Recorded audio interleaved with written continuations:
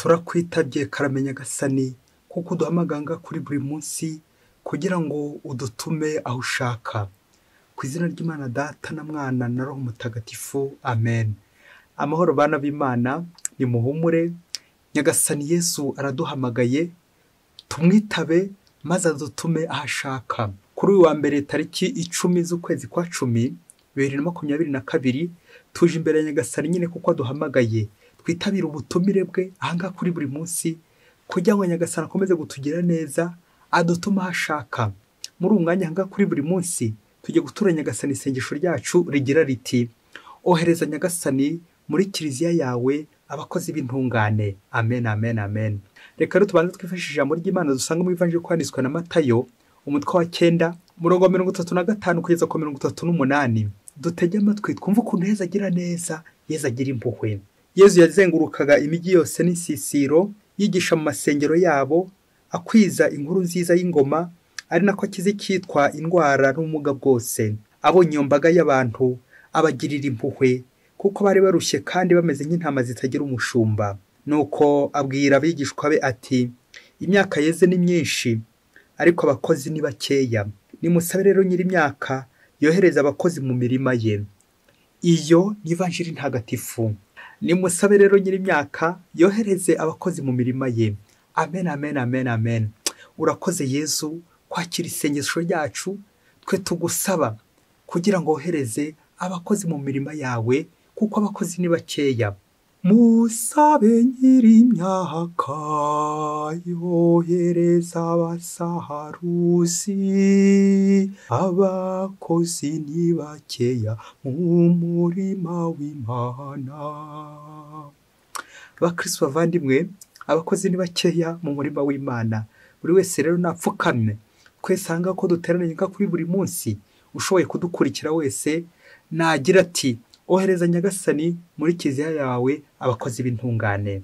Bana b'Imana, muri ibihe turimo, reka mvuge ko ari nabyo bihe bya nyuma, dusigaye twigundira kenshi. Nyagasani asigaye aduhamagara, bamwe bakitaba, abandi bakanina, abandi bagatenguha.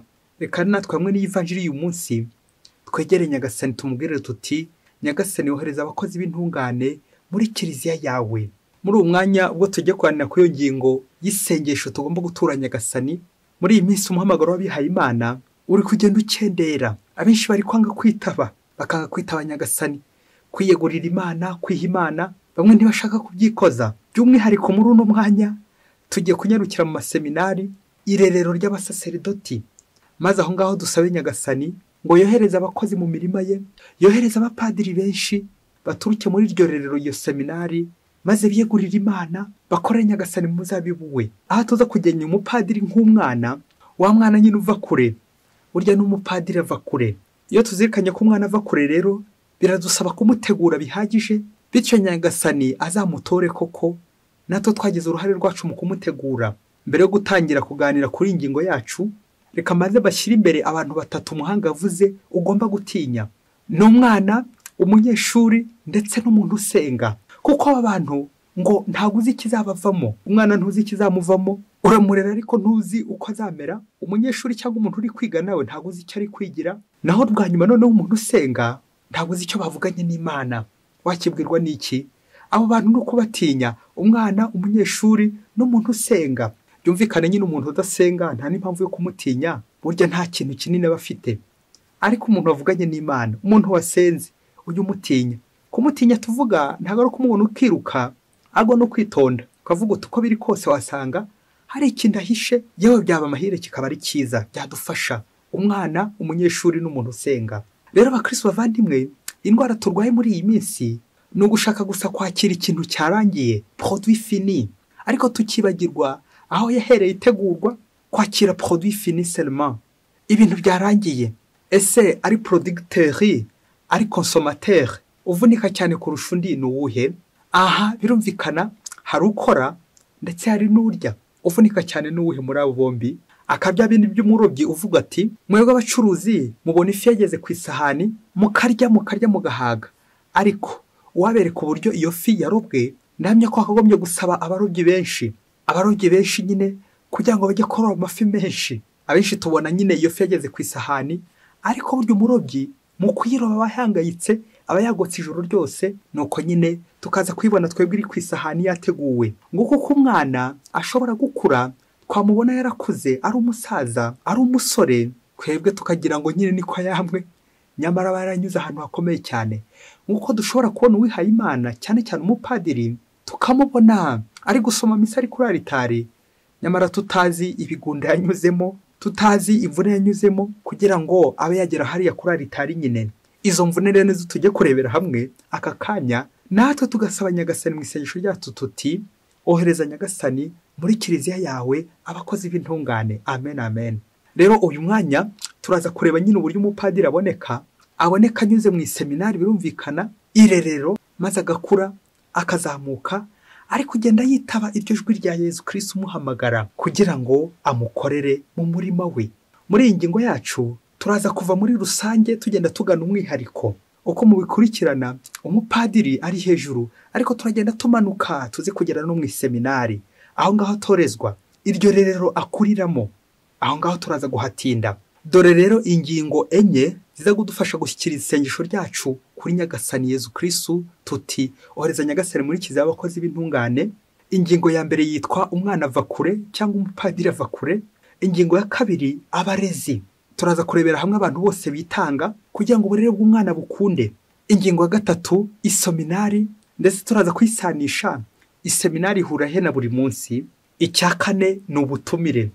Ubutumire ni invitation ya Nyagasani naza kutwihera kugira ngo turebe uburyo natwe twagira uruhare mu korera abapadiri, twagira uruhare mu muhamagaro w'abapadiri, kuko twese abakristo Imana iradukoresha kugira ngo dutume buri wese kageraho imutuma. Ubutumire bwa Nyagasani udutora kugira ngo dutume. Ohereza Nyagasani muri kiliziya abakozi b'intungane.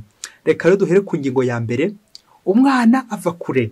Ibi rero biraza gutwerekeza umupadiri tubona kuri aritari, aho aba yaraturutse, uburyo avunika, uburyo yakira formation, uburyo avuka, n'uburyo nyine ashobora kugenda akura. Yumva ijwi rya Nyagasani rimuhamagara, akamvuga igira iti sindera ibuye, umwana arakura. Umwana iyo yavutse ukamuha uburere arakura koko, kandi koko akamererwa neza.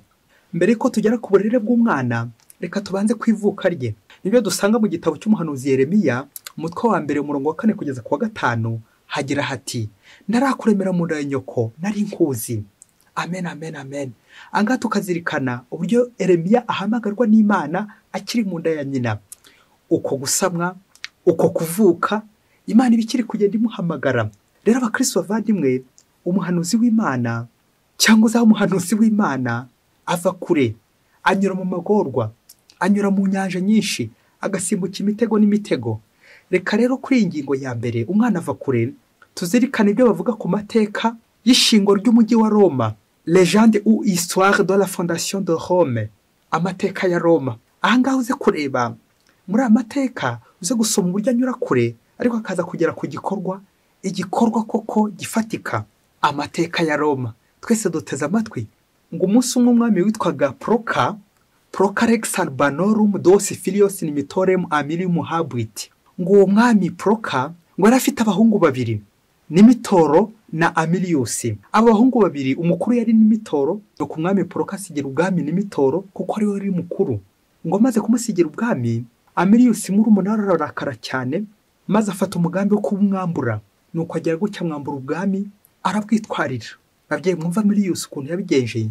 Ngo maze kumwambura ubwami ntabwo yagarukiye aho gusa, ahubwo yakomeje kugenda amukurikirana, ashaka ko azaba incike nta wundi uzamukomokaho. Nimitoro akaba yari afite umukobwa bita Leya. Amilius biza kumwanga mu nda, aravuga ati buriya Leya ntawamenya, ashobora kuzagera gutya akabyara nk'abana bakanzungura bakantwara ibyanjye. Nuko muri ako kanya ahita afata Leya, wa mukobwa mukuru we, amujyana kure ishyanga, byumvikane ahantu atazigera abyara. Nuko akomeza nyine arayobora. Ngo igihe kiza kugera, aza kumva ko Leya yabyaye impanga, abana babiri. Abo bana babiri abita Remus na Romulus. Ngo maze kubyara abo bana babiri, Amilius n'ubundi bimwanga mu nda, akomeza gukurikirana rwa muryango kuko nyine yumvaga bazamusimbura. Nuko rero aragenda, nanjye kuvuga bahanki ibihano, nyina Leya amukubitiye prison, ajya muri prison nyine aramufunga. Nuko maze kumufunga, babana ko ari babiri nabo arabafata abashyira mu gatebo, ubundi arangije ajugunya mu ruzi. Ngo maze kubajugunya mu ruzi, nyina amaze kumushyira muri prison, byumvikane mukuru we nyine yaramwandagaje ari kure cyane, yaramwirukanye ngo niwe uri kuyobora gusa. Ba bana nyine amaze kubaroha mu ruzi baragiye, nuko nyine arakomeza ngo ari kuyobora. Babyeyi igihe kimwe ngo kiza kugera, ba bana uko amazi uruzi bari babaroshyemo rwari rufite nyine uwo muvumba, aho kugira ngo rubashore mu muhengeri kure, rukagenda rubazana ku nkombe buhoro. Nuko ba bana bageze ku nkombe ngo baza guhura n'ikirura. Ngaho nawe tekereza uburyo ikirura kigiye kubarya, ubundi kibereho neza mu mahoro. Ngo iki kirura kibageze imbere, tekereza mubyeyi, ikirura kigeze imbere y'intama, imbere y'abana, uburyo kigiye kubarya. Ikirura kigeze imbere y'aba bana, kirebye ka gatebo, kibona nyine harimo abana, kiratangira kirabagaburira. Bishoboke ko cyatangiye kubonsa. Uko rero cyabonsaga, kikajya hirya kikajya hino, kigiye gushakashaka amazimano cyangwa ifunguro ry'aba bana. Nuko kera kabaye ngo hari umushumba w'ubwami witwaga Faustus. Uwo mushumba rero aza kugenda abona izo muvume kirura kirimo, noneho agira amatsiko. Umunsi umwe ngo ashobora kuba yaracunze icyo kirura cyagiye gushaka ibiryo by'abana. Nuko mushumba araza, Faustin atera kagateba abana bari barimo, maze agatwara iwe. Nuko akuramo ba bana bashyira umugore we Laurencia. Abagejeje mu rugo, uwo mugore Laurencia abitaho bikomeye cyane, arabagaburira, abana bamererwa neza, barakura, bakurira aho ngaho nyine ibwami. Ngo abana bamaze gukurira aho ngaho ibwami, nuko bamenyera nyine imirimo y'ibwami, gusimbuka, kujya guhiga, n'utundi turimo twose kuragira bitabuze nabyo. Ngo ubwo bajya mu ishyamba b'abana Romulus na Remusi, bagera mu ishyamba, abahigi cyangwa ba rushimusi bakajya babatega imitego, ariko abana bakabasha kuyisimbuka. Mu gihe rero kimwe cyaje kugera, Remusi we biramunanira kuyisimbuka, ariko Romulus agakomeza kuyisimbuka. Byaje kugera bashimuta Remusi, ariko Romulus mukuru we agira gutya, ajya kumureba. Nuko aratsinda, aramuzana, bakomeza kubana bombi. Igihe rero cyaje kugera, dusimbutse gato, aba bana mu mikurire yabo, muri kuzirikana iyo bavuye, uburyo Amilius yabataye nyine mu cyuzi, ubwo bimvikane ko azi ko batakiriho. Babana nyine baje gukura. Babana rero bamaze gutura mu isambu yabo, niko navuga, cyangwa mu mujyi wabo cyangwa iwabo, kuko nyine baje gusoma amateka, baje kubaza Faustus amateka, ababwira iwabo hariho. Nuko rero bajya iwabo. Bageze iwabo, babana ko ari babiri, haza kuvuka impaka hagati yabo. Dore aho impaka zari zishingiye. Ati turabigenza gute kugira ngo tubone umuyobozi w'aha ngaha turi, uzayobora uyu mujyi, ndetse n'uzita uyu mujyi izina.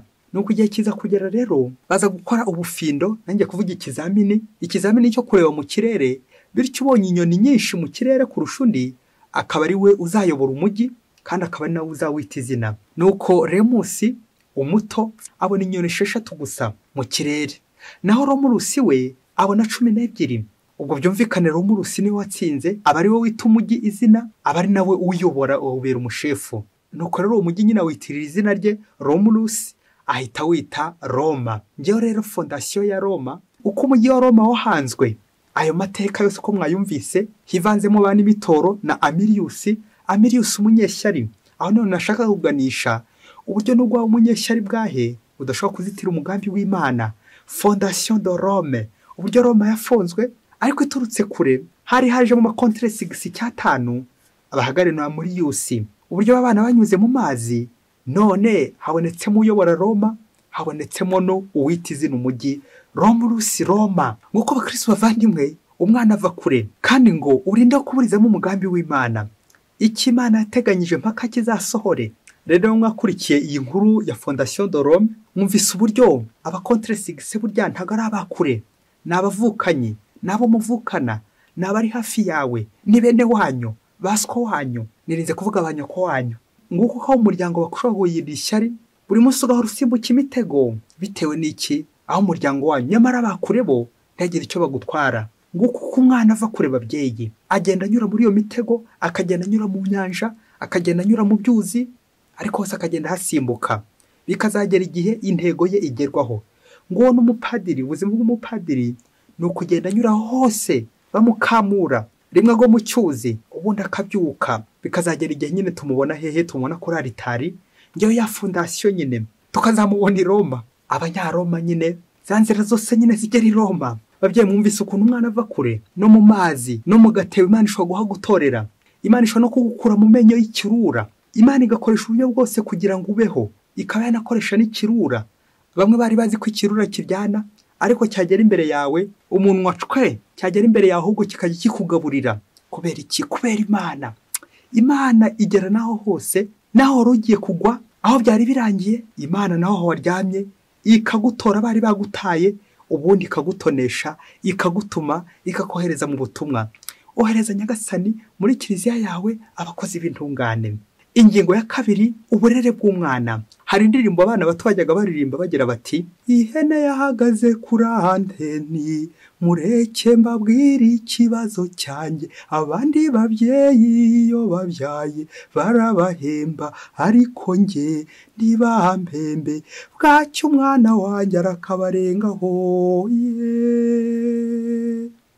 Aha, iyo hene ngo umunsi umwe nyine yafashe mikoro igiye kugaragaza ikibazo yari ifite. Nuko iravuga iti, abandi babyeyi murabona iyo babyaye barabahemba, ngo ariko njyewe nabyaye ntibampembe, ariko bwacya mu gitondo umwana wanjye akaba ari gusimbuka akabarengaho, agakura ku buryo bwihuse. Aha, sindera ibuye umwana arakura. Nguko rero abakristo bavandimwe, umwana burya ava kure, ariko nanone bisaba kumurera. Ngibyo tuvuga ngo uburere buruta ubuvuke. Umwana anyura mu biganza by'abantu benshi cyane, na niyo mpamvu iri senge kurondora nawe wongereho abandi. Mbere na mbere ni mu biganza by'ababyeyi. Ababyeyi bamubyara, mama akamutwita, mama akamubyara, mama akamwonsa, ababyeyi bakamwitaho mu rugo, umwana akamererwa neza. Ariko usibye ababyeyi, hari na bene wabo bashobora kumwitaho. Ariko usibye nabo, hari abaturanyi, hari bene wabo urungano, babandi bajyana ku ishuri, babandi bajya gutashya, bakajya kuvoma, bakagendana, aho bose bagira uruhare mu burere bwe. Ariko reka by'umwihariko nyarukire ku ishuri, uburere bw'umwana. Abarezi bagira uruhare mu kurera umwana. Akamvuga igira iti, umurezi ararema. Burya murezi iyo wihatiye gukomeza ku burezi bwawe, ukomeza kugenda uremare mu mwana, naho iyo wadohotse, aho kuba umurezi uba umurozi. Ushobora kwica umwana ukamera nka Miliyusi, aho undi ugira ishyari, umwana ukabura muhemukiye, bityo umwana nyine ntakure. Banaca n'umugani ngo umwana apfira mu iterura. Niba koko mwarimu udashyizeho umwete mu kurera umwana, umwana nyine azapfapfana. Mubyeyi nudashyira umwete kurera umwana azapfapfana. Umwana nayoboka bya bigare bizamure mu kundi nyine, uzasange nyine umwana yarabaye ikirara kubera ikibigare. Niba arererwa mu banywa inzoga, azaba umusinzi nyine. Niba agenda mu bigare by'abasambanyi, byarangiye nyine yabaye umusambanyi. Niba arererwa mu bigare by'abanywa itabi, wageze ngo wowe ntazarinywa. Akamvugo y'umuhanga ati, mbwira uwo mugendana ndakubwira uwo uriwe. Nguko uko abakristo bavandimwe, umwana nafata uburere bwiza azamerwa neza, azakura neza. Nahura n'abarezi beza, aho bose amaze kurondora, bazamurera neza, bumureme, amererwa neza nyine. Bitume nyine Nyagasani nawe koko azatora nyine, akatoranya, bityo agatora nyine agatuma. Ngabo rero abarezi bose ndetse n'abandi nabo baza gushyiraho bagira uruhare mu burere bw'umwana. Bashobora kuba ari abarozi nka Miliyusi, ndetse bashobora no kuba ari abarezi nka Nimitoro. Ababyeyi wundi ujyana umwana kure akamuhisha kugira ngo umwanzi ntaze kumubona. Aha, Miliyusi, aho wasanga nawe uri umurozi. Wasanga hari ba Miliyusi batwihishemo mu burere bw'abana bacu. Basanga bari kubaroga, bari kubaha uburozi, bari kubahindira kure, babagiriye ishyari, bari kubaroha mu dutebo, nyamara batazi ko utwo dutebo ari tw'Imana izakoresha ngo idutore maze idutume. Ohereza Nyagasani muri kiliziya yawe abakozi b'intungane. Amen, amen. Ingingo ya kabiri, isominari. Ese isominari ni iki? Angaha turaza guhuza seminari na buri munsi, aho muza kunyihanganira ngagira ubuhamya mbahereza bukeya. Aho seminari yacu ihura na buri munsi. Isominari kubwo igisobanuro yitwa irerero ry'abasaseridoti, irerero ry'abapadiri. Rero muri iyi minsi namwe arakurikiye, iryo rero ry'abapadiri rigenda rikendera buhoro buhoro. Rimwe na rimwe abantu bakaba bagira ubwoba ko umunsi umwe abapadiri bashobora kuzazimira no kuzima bitabuze, bakaba babura. Ariko izo mpungenge Nyagasani aduhamagara nyine gusaba. Uko gusaba rero ni ugusenga cyane kugira ngo Nyagasani yohereze nyine abakozi mu murima we. Ariko se isengesho ryanjye rimaze iki?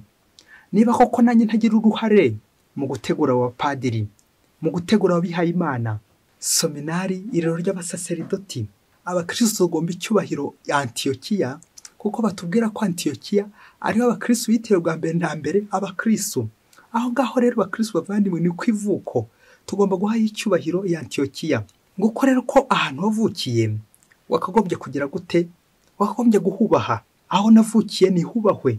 Aho wavukiye nubwo waba waragiye mu mahanga wagombye guhagaruka ugakora urugendo shuri ukajya guhasura, ukibutsa amateka yawe, uburyo waje ku isi, uburyo Nyagasani yakuzanye ku isi, uburyo uriho, aho wanyuze, aho hose warerewe, bya bindi twavugaga by'ejo byagaruka ushime, bityo nawe ukagaruka ugashimira aho hose wagiye unyura, aho hose hagiye hakugira neza, aho Yezu yagiye anyura kugira ngo agukize. Muri garuka ushime. Rero bakristo bavandimwe, kuba tubona umupadiri kuri leta nko nahoze mbivuga, ntabwo ariko yamye ameze. Hari aho yavuye, hari aho yaturutse, hari aho yakorewe. Reka mvuge muri iyo mvugo, hari aho padiri yakorewe. Ahangaho rero ni mu seminari. Uyu munsi rero ndifuza kubatembereza mu seminari ntoya ya Mutagatifu Aloyizi iherereye i Cyangugu, muri diocese ya Cyangugu, Petit Seminaire Saint Aloys do Cyangugu. Aho rero iyo seminari ngiye kwibabwira nk'umuntu yirimo, nk'umurezi. Nyagasani umfashe sinzaba umurozi ku rwego rwa Miliyusi, ahubwo nzabe umurezi ku rwego ushaka. Un bon maître, je suis un bon maître. Nkurikiye umwarimu mwiza. Ewe ninde? We ni Yezu Kristo. Nyagasani umpe kugukurikira ndetse no kugukurikiza. Undinde kuzaba umurozi. Urabimfashemo Nyagasani. Ohereza Nyagasani muri kizi y'abakozi b'intungane. Yezu mbikesha iki? Abantu benshi tujya twibaza ngo kuki abantu biga mu seminari? Icyo seminari igamije ni ukorera abapadiri. Ariko se abantu bose bayigamo ni ko abapadiri? Aho umuntu yahita gusubiza ati oya, ntabwo biga mu seminari birangira bose nyine bataba abapadiri. Hahamagarwa benshi nyine hagatorwa bake. Ariko se kuki seminari zitakibona abapadiri benshi? Bakristo bavandimwe, ntabwo ari ukwezi atagihamagara, ahubwo Yezu arahamagara, bamwe bakamwitaba abandi ntibamwitabe. Ariko ndifuza kuvuga cyane ku kintu kijyanye n'imvune, kuvunika. Buryo wabyaye miruho ni uruhuka. Iyi seminari rero tureba ya Mutagatifu Aloyizi, uko tuyireba uku nguku, iyi niyo yatureze. Aha niho ngewe narerewe, aha ndahazi. None Nyagasani yangiriye ubuntu, nongeye guhagaruka kumbuwe n'ubushake bwe.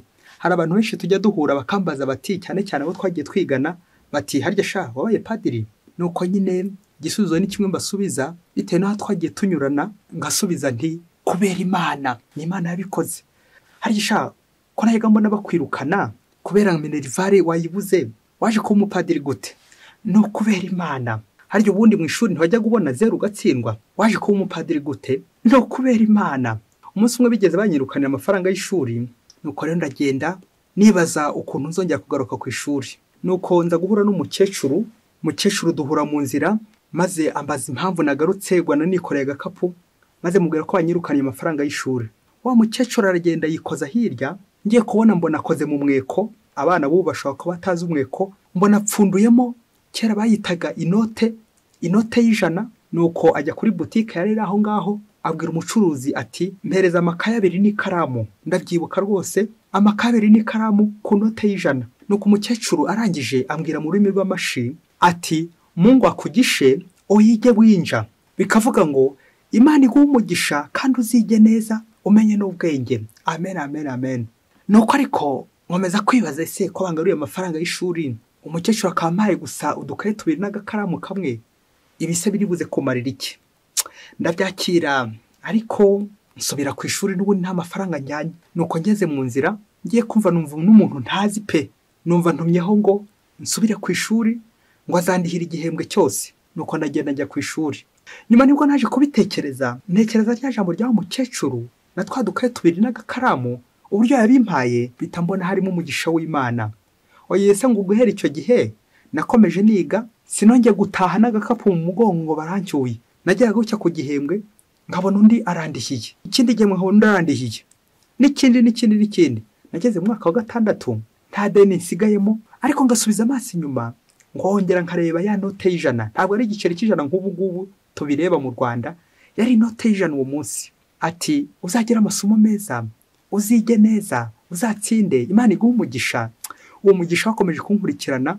Nuko mu muhamagaro wanjye uko numvaga icyo nzakora, kajya numva koko inyota iri kugenda izamukamo, ko nimba padiri nanjye nzashaka ngafasha abababaye, abakene, abashavuye ndetse n'abarwayi. Ariko uko imyaka yagenda gishira ntabwo nagiye mbigeraho, niko nakomezaga kugenda simbuka imitego myinshi ngiriya Miliyusi, n'ubundi hakazamo ibibazo. Uko nakomezaga nzamuka, ibibazo byinshi babyeyi, gusimbuka imitego yaba Romurusi na Remusi, ngakomeza kugenda simbuka kugeza igihe bambwiye bati Padiri Masumbuko, nuko nditaba ndi karame mubyeyi.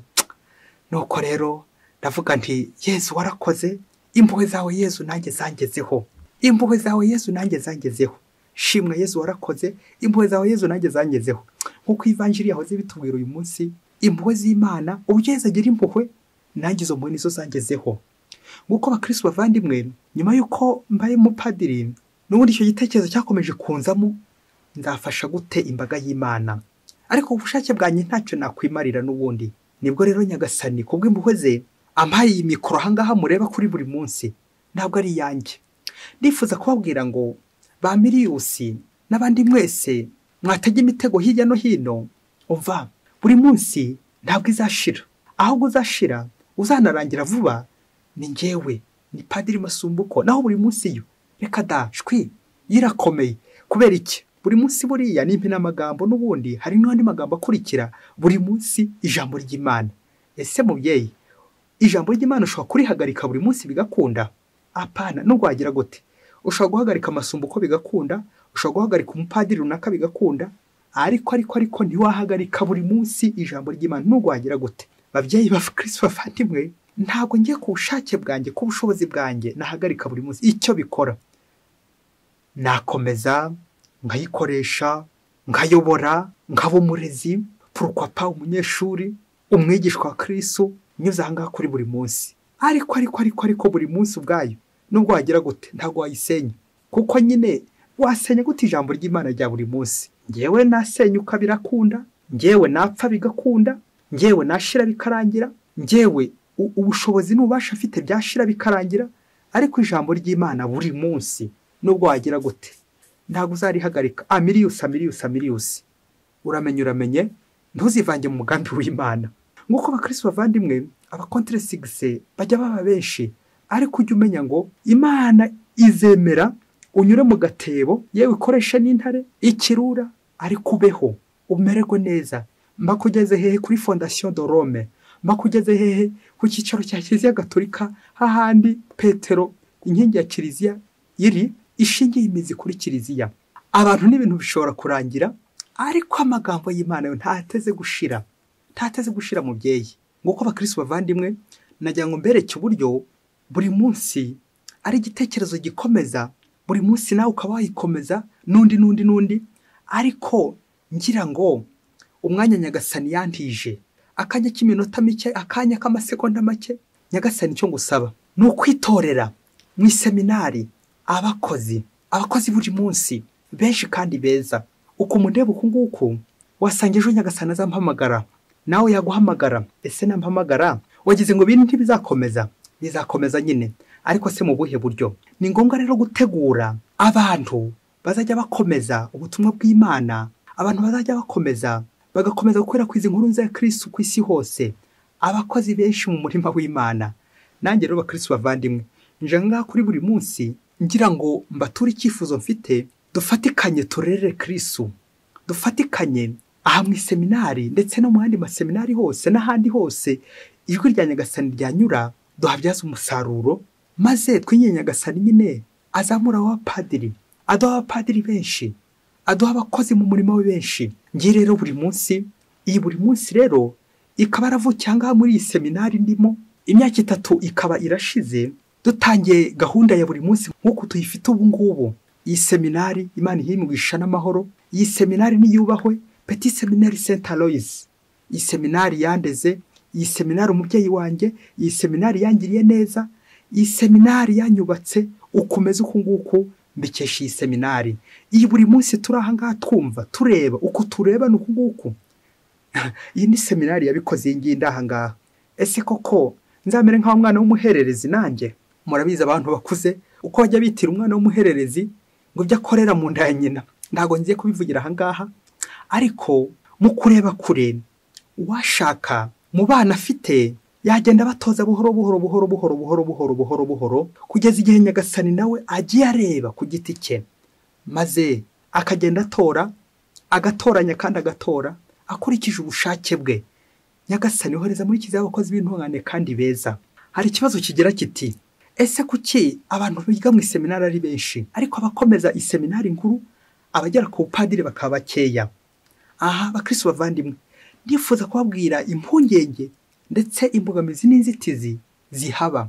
Nuko akenshi seminari hari ubwo yigamo, reka mbivuge, munyihangane mbivuge, abana bifite, iwabo bifite, abana bakize. Ese wagize ngo mubyeyi ukurikije kandi ugashishoza neza, wagize ngo iyo ukize, wagize ngo ntiwitumva ko nta kintu nyine ubuze? Ariko ndagira nkubwire ngo iyo ukennye, ukaba ukenyera ikintu runaka, ukennye minerivare, ukennye ibikoresho by'ishuri, bigeraho ba bandi bose bagize uruhare muri formation yawe, bya bindi navuze by'ababarezi kuri ya ngingo ya kabiri, abantu bose bagize uruhare mu kugutegura, ukajya wumva utazabatenguha. Rimwe na rimwe ukumva bafite n'ideni, kavuga uti ko biri kose nanjye bariya abantu bamfashije nkagera hariya, nanjye cyangwa ikintu nabitura. Nuko rero natwe twageze ku padiri kubera Nyagasani, kubera impuhwe ze, tuvuga tuti bariya abantu ko bangiriye neza nzabitura iki? Ariko nawe utekereza ushyire mu bushishozi, ese umukire buriya azitura iki nde? Yamwitura iki se kandi ntacyo yamumariye? Aha, burya uzacunga abana b'abakene nani bakenshi biha Imana. Kubera iki? Ngo umuzi wo kugira ngo bajye kwitura Nyagasani, kwitura iyo neza bagiriwe. Aho wahita umbaza uti, none se abandi b'ababose bo bigamo nta neza bagirirwa? Ye nibyo na Nyagasani abagira neza, ariko abenshi ntibayibona. Kubera iki? Abenshi baza nyine nta ngorane bagize, abenshi bakaza nta bibazo bahuye nabyo, abenshi bakakira produit fini, ibintu byarangiye. Jya ku ishuri mwana, ukeneye iki? Ugahita ukibona ako kanya. Amafaranga y'ishuri nangahe? Hita uzana, nta yandi, ngwino jya mu ishuri vuba vuba. Ariko bitandukanye na wa wundi uzatwara agakapu ati ngiye kureba minerivare rimwe, bakamugarura mu ishuri rimwe agatsindwa, bikazarangira arabagira neza impande n'impande, buri wese ajya amugirira neza. Nguko uko umuhamagaro uvuka. Burya umuhamagaro wose uvukira mu bibazo. Muribuka kiliziya ya Antiyokiya burya avukiye mu bibazo se? Muribuka n'itotezwa ukuntu ryagiye riba ryose bikavukira mu bibazo ariko bigakomera. Akamvuga ugira iti ntawe ukomera atarakomereka, kubanza gukomereka. Nguko umuseminari akomereka bikazarangira nyine akomeye. Kubera iki? Kubera Imana. Ntabwo ari kubwe, ni kubera Imana. Nguko uko baromurusi bazakomera bagashinga n'uwo mujyi. Kubera iki? Banyuze muri twa dutebo, banyura mu munwa w'ikirura kugeza igihe Nyagasani akinze akaboko. Ba Miliyusi bose ntibamenye n'irengero. Nguko abakontresigise nta na kimwe batwara abana b'Imana. Nyagasani umugambi we nindakuka ugerwaho mpaka na mpaka. Umugambi w'Imana ugerwaho uko wabigenza kose, umugambi w'Imana ugerwaho. Ngiyo seminari yacu igomba kurera abasaseridoti b'abapadiri. Erega bamwe baba bari gukura, bamwe bagasaza. Ni ngombwa rero gutegura abajene, abakiri bato, kugira ngo ejo abapadiri batazazimira cyangwa bakazima, ahubwo bakarusha kugenda biyongera.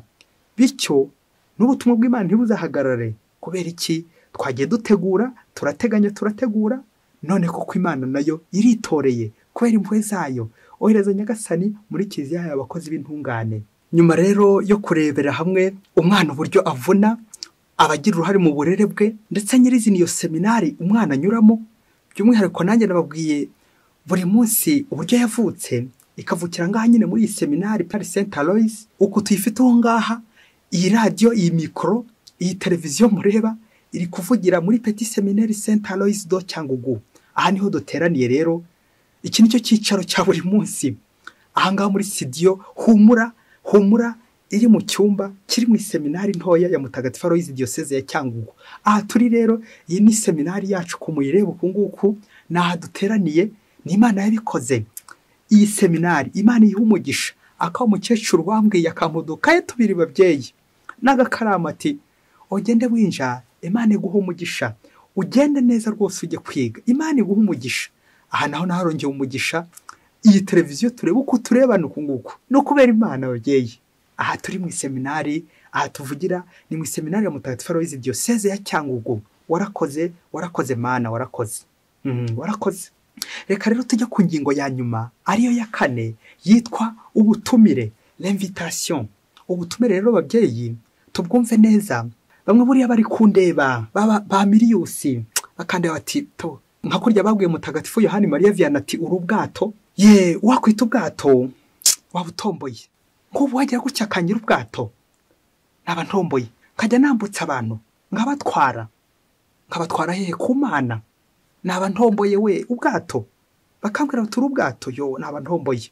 Nguko rero ko tugomba kwambutsa abantu tubavana mu nyanja y'ikibi tubaganisha mu nyanja y'impuhwe z'Imana tukabambutsa. Rero reka mbahe invitation mwese nyuma yo kumva ubutumire bwa Nyagasani ko wari butwihereye. Musabe Nyir'imyaka yohereze abakozi benshi kandi beza mu murima we, abakozi ni bakeya. Iri sengesho rero mu Kristo muvandimwe ni wowe nanjye turi kuribwirwa ngo buri wese upfukamisha amavi y'umutima nayo mubiri, maze dutakambe Nyagasani ngo yohereze abakozi mu murima we. Rero n'ababyeyi njangaha nk'umwana wanyu, njangaha nk'umwigishwa wanyu, njangaha nk'umunyeshuri mbatura iyi seminari Petit Seminaire Saint Aloys. Iyi seminari rero ifite ibirori muri no minsi yubire imyaka 25 iyi seminari maze ishinzwe. Hari abapadiri yareze benshi cyane barenga yewe 40 kuva yashingwa, abihaye Imana benshi, abagabo, abayobozi b'igihugu n'abandi benshi bakomeye bajye batambuka ngaha muri urugo, bagatambuka mu marembo y'ahangaha ya seminari, bakarira hariya, bakaryama hariya, bagatambuka muri iyi nzira uyu muhanda mubona umeze kunguko. Aho ngaba barahatambutse, kandi uko bahatambutse nta n'umuzigera yicuza ko yanyuze ahangaha muri seminari Petit Seminaire Saint Aloys. Iyi seminari yatureze izakomeza kandi rere kubera iki? Uruhare rwande wowe nanjye tuzabigiramo uruhare kugira ngo iyi seminari ikomeze itere imbere. Iyo rero tuzayihimbaza ku itariki 19 Ugushyingo 2022. Burumva ko ari mu kundi kwezi, ubu kwezi nyine turimo no kwimyiteguro kugira ngo koko iyubire izatubera umwanya wo gushimira Imana. By'umwihariko nanjye nzashimira Imana yanteguye ikantegurira ahangaha n'iyi buri munsi yacu turi kuganiraho uyu munsi kubera Imana. Rwose ni Imana yabikoze, ntabwo ari twebwe. Rero ndabatumiye kuri iyo yubire, twese muzaze dusangire akajumba Nyagasani azaba yaduteguriye ku mpuhwe ze. Mutagatifu Karoli Boromeo yaharaniye cyane uburere mu maseminari. Yaravugaga ati buje kugira ngo itange urumuri ibanza gukongoka, ibanza gushya. Namwe bakristo bavandimwe niyo mushaka abapadiri, ibanga niryo rya Mutagatifu Karoli Boromeo, kubanza gukongoka nka buji, ukabanza ugashirira ndetse kugira ngo nyine utange urumuri abandi babone. Ntukamere nk'aho umubyeyi wagiye usenga ati mana utora abapadiri benshi ariko mu rugo rwanjye ntuhagere. Babyeyi iryo sengesho Imana yarigikiriza gute? Nk'uko abantu benshi tujya twishyiramo ngo ngewe umupadiri ntawe nabyaye, nta mwana mfite wabaye umupadiri, ntawe mfite uzanamuba, ugasanga turi kugenda twikomplika bene ako kageni. Nyamara nko twabivuze mu ngingo ya 2, abarezi ni benshi, hari abaturanyi, abarema umwana ni benshi. Ntago ari ababyeyi gusa bamubyaye mu nda, nawe ushobora kugira uruhare mu birere bw'umwana. Sinababwiye umukecuru wagize uruhare mu buzima bwanjye, fondation de ma vocation cyane. Uyambaye udukaye 2 n'agakaramu ati ugende wige winja Mungu aguha umugisha, ugende wige neza rwose, Imana igire gute, Imana iguha umugisha. None wagize ngo uwo mugisha umukecuru yansabiye akambuto dukaye 2 apfunduye mu mweko ayo mafaranga 100. Babyeyi ni ukuri kigenda ngenda gitekereza buhoro kavuga nti uko biri kose hari aho ntaragera kugera ubwo mfata nanjye mu mweko wose ngakuramo icyo giceri cyari gisigayemo, akaba umupfakazi w'isareputa, akamupfakazi uturi kimwe yarasigariyeho uduceri 2 kugira ngo abandi babeho abapfakazi. Yezu abaho umugisha kandi Yezu niyo mugabo wanyu. Rero abakristo bavandimwe nkuko nabivuze ubutumire ndaho bahaye ubukwe n'urubanza. Rero ntiriwe mbahisha ndi no gushakiramo muri iyi seminari abazasigara kuri buri munsi, abo tuzajya dufatikanya kuri buri munsi, kuko buri munsi ubwayiraremereye. Ngewe simple masumbuko kajosi ntabwo nayishobora, nta nubwo nzayishobora, yewe nzapfa ntanayishoboye. Ariko kubera Imana ni ngombwa rero guteganya abandi. Abo ngabo rero ndi kubashakira aha mu seminari ntoya iyo mutagatifu Aloyizi ndimo. Na niyo mpamvu babyeyi kubwanyu ntacyo nakwishoboza. Niyo mpamvu namwe nteze ibiganza mbasaba kugira ngo dufatikanye mumfashe kugira ngo icyo cyifuzo cyo kuzamura abapadiri benshi bahereye mu muzi aha mu seminari, Imana yumva iryo sengesho ryacu. Ohereza Nyagasani muri kiza y'abakozi b'intungane. Babyeyi, niba mwumvise umuhamagaro w'umwana, uburyo umwana w'umukene agenda anyura mu maboko y'abantu benshi, abamufasha, amuha agakaye, amuha agakaramu, amurihira minerivare. Ndashimira cyane ababyeyi ujya kumva ari abo hirya no hino ati ese wambonera umwana umwe byibuze nkazamushakira ibikoresho by'ishuri muri uyu mwaka. Ushobora kumva umwana umwe aho mu seminari ya St. Aloyizi nkazamurihira igihembwe kimwe, umwana w'umukene. Aho mubyeyi uzaba uri guteganya, nawe uzaba winjiye mu mugambi w'Imana wo guhanga umupadiri, wo guteka umupadiri, kumuteka se prepare. Nguko rero abakristo bavandimwe, murabona aba basore bacu uburyo bakirigita inanga. Ese babyeyi, iriya nanga koko ubu wasanga kandi hari ahantu hari icyumba cyuzuye inanga, cyuzuye za synthetizer nyinshi, za sembale, za gitari. Ariko se none ushobora kuvuga uti iyi seminari ya mutagatifu Aloyizi muri iki gihe cya yubile yayo ngiye gushaka mu rubiko bw'inanga afite nyinshi, nyihereze inanga imwe. Bityo bariya abana bazamuke bazi gucuranga gitari, bazi kuvuza sembare, bazi ubukorikori, bazi muzika, baraminuje. Kubera iki? Uruhare rwawe n'urwanjye. Mubyeyi, iyo kudeye rwose ubwo bufasha burakenewe. Ukiyemeza uti ngiye guha seminari gitari imwe, mfite ubushobozi bw'inanga imwe, mfite ubushobozi bw'umunyeshuri umwe, namubona gute umwana w'umukene bakristo bavandimwe? Nanjye ndahangaha mbasaba ababyeyi, wakumva yakwinjira muri iyi seminari yacu. Iyi seminari nanjye kuvuga uruganda ruri gucura abapadiri, yadufasha rwose uko ashoboye kose. Iyi seminari ngakorera agaseke, ngako kagatebo nabarangiye kareze baremusi na romurusi. Nawe ku bushake bwawe Yezu nakagukomanga akagukomangira, gira nawe uruhare mu kurera abana bato, gira nawe uruhare mu kurera abaseminari, gira nawe uruhare mu bapadiri. Maze kariya gatebo ko kari karimo ba romurusi, babana batoya utazi neza ikizabavamo, nawe ushatse washyiramo cya giceri cy'ijana, ushatse washyiramo ya note y'ijana, kugira ngo twese tugire uruhare mu kuzamura abana bacu. Ariko ibyo ukabikora ku bushake bwawe. Buri munsi n'ubushake bwawe, kumva buri munsi, gutega amatwi buri munsi n'ubushake bwawe.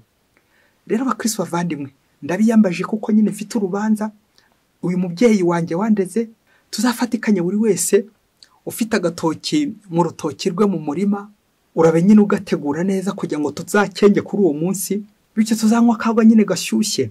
Aho nyine kuri iyo yubile ya seminari yacu kuri 19 Ugushyingo 2022 hazaba ari kuwa gatandatu. Abenshi bakristo bavandimwe bakunze kubaho uyu munsi, vivre le jour présent. Ugashaka kubona gusa umupadiri uyu nguyu wakuze, wanyuze muri izo seminari hose n'izo mvune zose, ariko wakubwira ngo umurebe inyuma ukuntu yazamutse, nago wahareba. Kubera iki? Akenshi nyine yagiye azamuka mu bukene muri ibyo bibazo, ariko kubera Imana n'abagira neza bikaza kurangira nyine abugezeho kubera impuhwe z'Imana. Umukristo ahuri nawe ushobora kugira uruhare mu kurera umupadiri. Ushobora kuba utarabyaye umupadiri, ariko ukagira uruhare mu kumurera, umufasha, ufasha abana batoya. Abana bato murareba, sinderibuye umwana arakura. Abana bato mureba, abangaba bazavamo abapadiri kandi muzabireba. Rero biratangira kare, abana b'abakene, abana batishoboye koko batahe, aba bana babure minerivare kandi wowe uyifite, kandi konti yawe zipfiningiye. Mubyeyi, Yezu ivanjiri wayumvise, Yezu y'impuhwe, kundi Yezu yagendaga agirira neza ahanyuze hose, akagirira impuhwe abantu bose. Nawe ngo tuyi seminari ya mutagatifu Aloyizi, mubyeyi, igutambutse mu maboko, ndayigutuye rwose. Nawe ugirira impuhwe abana barimo. Nyagasani hariya hahanze ijisho, arifuza gutora muri aba bana. Abari ureba nubwo ari bato, ni kuriya bazazamuka. Natwe ni kuriya twamye, ndetse twe twari bato kurenza bariya. None Nyagasani yatugiriye ubuntu, ntabwo ari ku bwacu, ni impuhwe za Yesu. Impuhwe zawe Yezu nanjye zangezeho, sinderibuye umwana arakura. Ngaka rero kagatebo kacu, aho buri wese yanyuza uko mugenda mukareba hariya, agatebo k'iseminari. agatebo karera baremusi na romurusi, kagatebo Amilius ashobora kujugunya atazi ikizavamo. Aha wa muhanga wavuze ati uzitondere abantu batatu, umwana, umunyeshuri n'umuntu usenga. Abo ngabo uzabitondere. Nguko rero bakristo bavandimwe, kagatebo nawe ugira uruhare mu gukabungabunga. Waba ufite igiceri ugira uruhare mu gushyiramo. Kirere babana. Koko ikirura kikurusha kugira impuhwe. Koko ikirura kizashobore kurera baremusi na romurusi kukurenza mubyeyi. Ngaba baremusi dufite hariya muri aka gatebo ka seminari, ngaba rwose aho ba Amilius babakubise, navugaga ubukene babyeyi, navugaga ibibazo, navugaga ubupfubyi. Nuko rero tuzabatarure nka Faustus, maze natwe tubatware hehe, tubashire Laurensia akomeza biteho, abarere babana bakure kuzageza igihe bafonze iki Roma. Navugaga kuzageza igihe nyine babaye abagatolika, bikazarangira nyine babaye abakristo, bikazarangira Yezu anabatumye ku bandi. Aba bana mureba mu seminari Saint Aloys, turifuza ko abapadiri ngira isengesho ryacu ry'uyu munsi, ariko isengesho ryanjye rigomba nanone kujyana n'ibikorwa. Nabyo yaguye Nikodemo mu Evanjili yanditswe na Yohana umutwe wa 3 umurongo 16 kugeza no ku 17. Koko Imana yakunze isi cyane bigeza aho itanga umwana wayo w'ikinege, igira ngo umwemera wese atazacibwa ahubwo agira ubugingo bw'iteka. Amen, amen.